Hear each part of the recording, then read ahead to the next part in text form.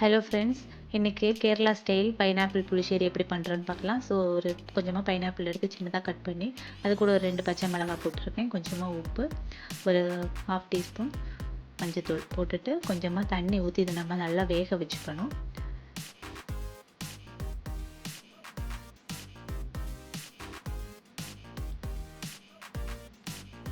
இப்போ அதில் சின்னதாக கொதி வந்திருக்கு. ஸோ கொஞ்சம் பைனாப்பிள் எடுத்து நான் அதை மிக்ஸ் ஜாரில் போட்டு நல்லா ஜூஸாக இது பண்ணி அதையும் அந்த இதில் ஊற்றிக்கிறேன். அப்போ தான் நம்மளுக்கு அந்த பைனாப்பிளோட ஃப்ளேவர் இன்னும் ஜாஸ்தியாக தெரியும். இப்போ இதை மூடி போட்டு கொதிக்க விட்டுருங்க. இப்போ தேங்காய், மஞ்சத்தூள், ஜீரகம் போட்டு நல்லா அரைச்சி வச்சுக்கோங்க. இப்போ நம்ம வெல்லம் போடுறோம். எதுக்கு வெல்லம் போடுறோன்னா, நான் எடுத்த பைனாப்பிள் இனிப்பு கொஞ்சம் கம்மியாக இருக்குது. ஸோ நான் வெல்லம் போட்டிருக்கேன்.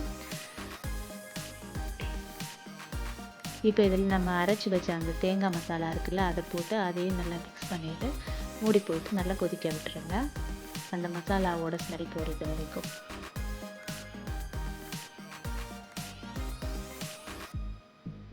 இப்போ இது நல்லா கொதி வந்துருச்சு.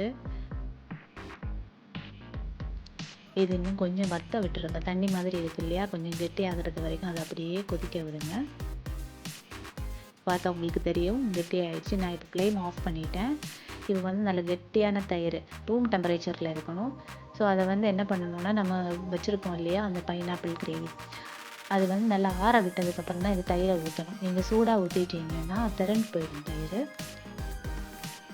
இப்போ நல்லா மிக்ஸ் பண்ணதுக்கப்புறம் தாளிச்சிக்கலாம். இதுக்கு நான் கொஞ்சம் தேங்காய் எண்ணெய் ஊற்றி அதில் கொஞ்சமாக கடுகு, கொஞ்சம் வெந்தயம் போட்டுக்கணும். 1/2 டீஸ்பூன் வெந்தயம் போட்டிருக்கேன். இப்போ இதில் 3 வரமிளகாய், கொஞ்சமாக கருவேப்பிலை போட்டு அதை தாளித்து இதில் ஊற்றி மிக்ஸ் பண்ணிட்டீங்கன்னா நம்மளோட பைனாப்பிள் புளிச்சேரி ரெடி ஆகிடுச்சு. தேங்க்ஸ் ஃபார் வாட்சிங்.